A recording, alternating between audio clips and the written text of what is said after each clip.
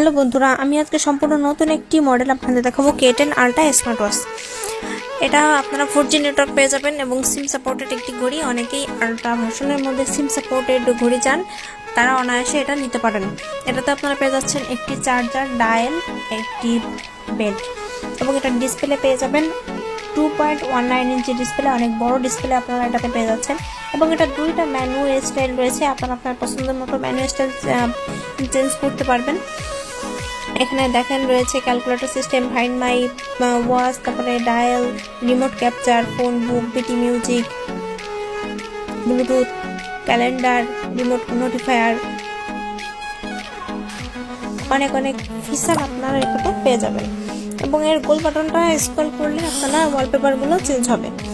আসলে ঘড়িটা দেখতে অসাধারণ দেখতে।